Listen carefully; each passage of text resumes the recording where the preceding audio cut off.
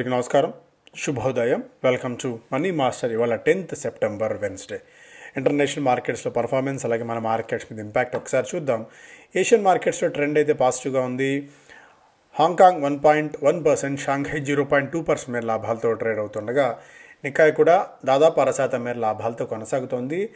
Judge blocks Trump from firing Fed governor Lisa Cook while her lawsuit plays out. Donald ట్రంప్కి మరొక negative news ఇది. Fed governor Lisa కుక్ని ఆయన fire చేస్తూ తీసుకున్న నిర్ణయాన్ని అక్కడ కోర్టు తప్పు పట్టింది. దీంతో ఇదొక నెగటివ్ న్యూస్గా రావటం అయితే చూస్తున్నాం. But Trump presses European Union to impose 100% tariffs on India and China to squeeze Putin. So ఏదో విధంగా ఇండియా అండ్ చైనాని ఇబ్బంది పెట్టడానికి యూరోపియన్ యూనియన్ని కూడా కలుపుకొని వెళ్ళడానికి డొనాల్డ్ ట్రంప్ ప్రయత్నాలు చేస్తున్నారు. రష్యాని అడ్డం పెట్టుకొని రష్యా పేరు చెప్పి మరొకసారి మనల్ని మ్యాక్సిమం స్క్వీజ్ అవుట్ చేసే ప్రయత్నం ఆయన చేస్తున్నప్పటికీ కూడా ఇప్పుడే ఒక బ్రేకింగ్ న్యూస్ లాంటి ఇది చూస్తున్నాం. PM looks forward to talks with president Trump. So president ట్రంప్తో look forward to speaking to PM Modi. Trump says India US to continue talks on trade barriers.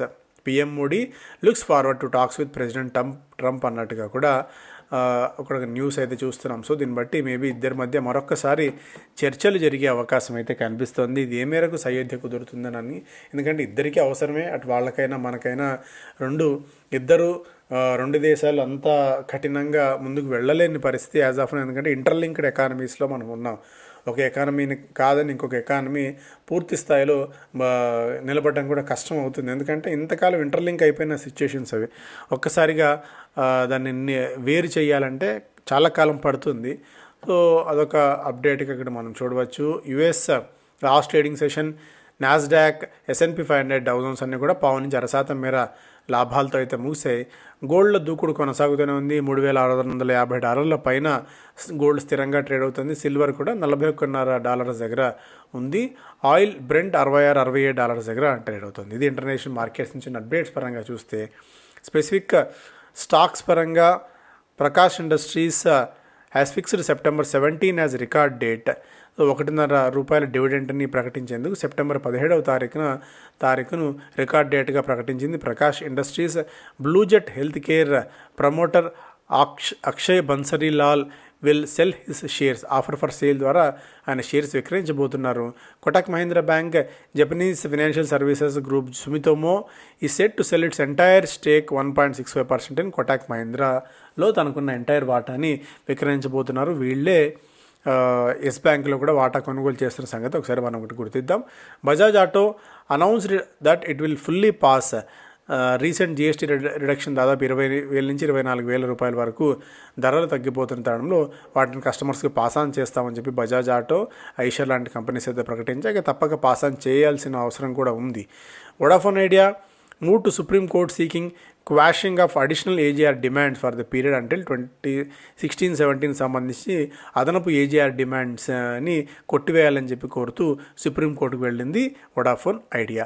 Bikaji foods issued a statement after MD was summoned by ED in an investigation link to Rajasthan premier league. So ఆయన ED ఆయన మీద ఒక నోటీసులు జారీ చేయడం, summons జారీ చేసింది Bikaji foods MD మీద.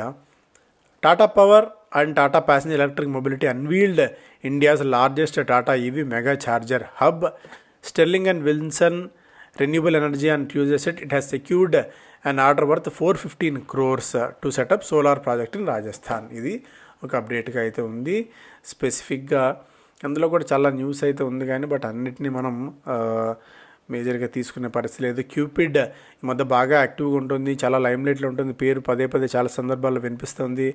మన్సమ్ అన్న కంపెనీలో సౌదీ అరేబియన్ లగ్జరీ ఫ్రాన్స్ కంపెనీలో వాటా కొనుగోలు చేసే అంశం మీద ఒక టర్మ్ షీట్ ఇద్దరైతే సైన్ అయితే చేశారు. వడిలాల్ హిమాన్షు కన్వర్ని first non family CEO for their business in India. The companies associated Bhilwara energy has acquired the remaining 49% minority stake in StarCraft.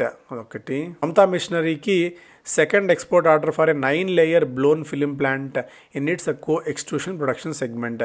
దీని విలువ దాదాపు $1.17 million ఉండే అవకాశం ఉంది అన్నట్టుగా కూడా ఎక్స్చేంజ్లకు సమాచారం ఇచ్చారు మమతా మిషనరీ. ఇది హుతుమాకి ఇండియా జగదీష్ అగర్వాల్ ఆయన సిఎఫ్ఓగా రాజీనామా చేశారు. కోటాక్ ఆల్రెడీ మనం మాట్లాడుకున్నాం, బికాజ్ ఆల్రెడీ డిస్కస్ చేసాం. ఎకనామిక్ టైమ్స్ ఫస్ట్ పేజ్లో consolidation round 2 seen ahead for PSBs. So మరిన్ని పిఎస్బీస్ని కన్సాలిడేట్ చేసి వాటన్నిటిని మెర్జ్ చేసి దేశంలో ఒక 3-4 ప్రధాన బ్యాంకులు మాత్రమే ఉండాలి, అవి గ్లోబల్గా కాంపిటేటివ్ అయ్యే విధంగా ఉండాలి అన్నట్టుగా కూడా ప్రభుత్వం ఒక నిర్ణయం తీసుకుంటుంది అన్నట్టుగా కూడా ఒక అప్డేట్ చూడవచ్చు. గతంలో అనేక బ్యాంకులు మెర్జ్ చేసి సింగిల్ లార్జెస్ట్ బ్యాంక్స్గా ప్రభుత్వం చేసింది. ఇప్పుడు రౌండ్ 2 ఆ దిశగా అడుగులు వేసే అవకాశం ఉంది అన్నట్టుగా కూడా ఒక అప్డేట్గా ఇక్కడ మనం చూస్తున్నాము.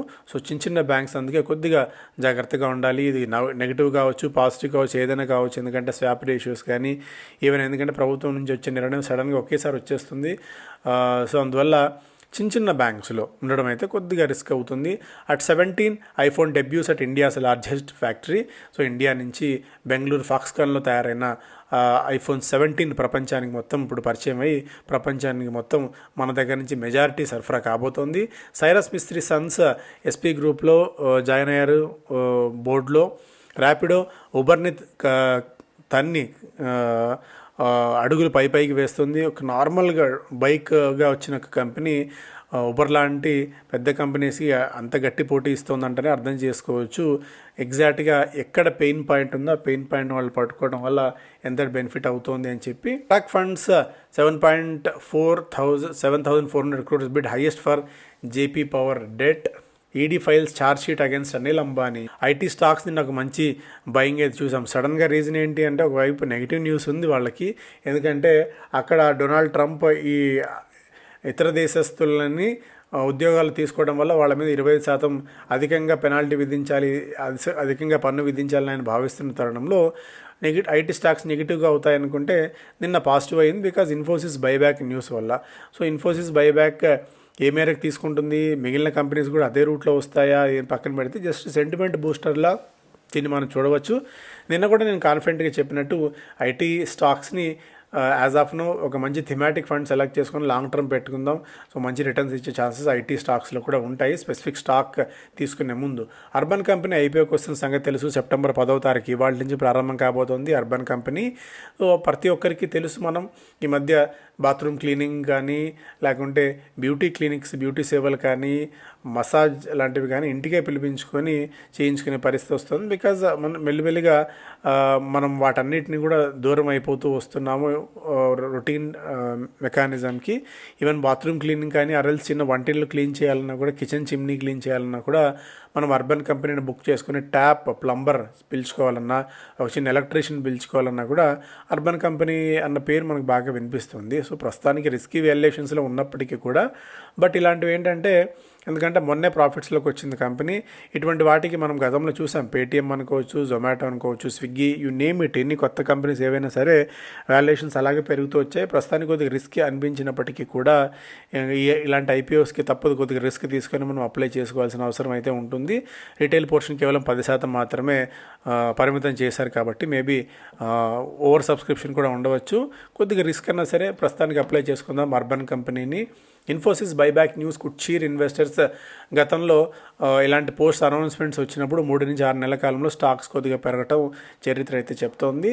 ఈడీ ఫైల్స్ ఈడీ పిఎంఎల్ఏ కేసులో అనిల్ అంబానీ, ఆర్కామ్ మీద ఎన్ఫోర్స్మెంట్ డైరెక్టరేట్ కొత్తగా కేసు లాంచ్ చేసింది. దాదాపు 3,000 కోట్ల రూపాయల ఫ్రాడ్ కేసు ఇది. జిరోదా 2 క్లయింట్ బేస్ మెల్లిగా 2025లో తగ్గుతోంది.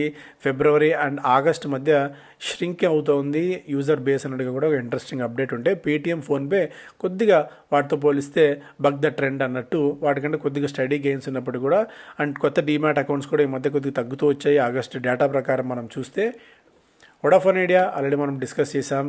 Bain drops Whirlpool of India's plan equity lone contender for strategic stake by.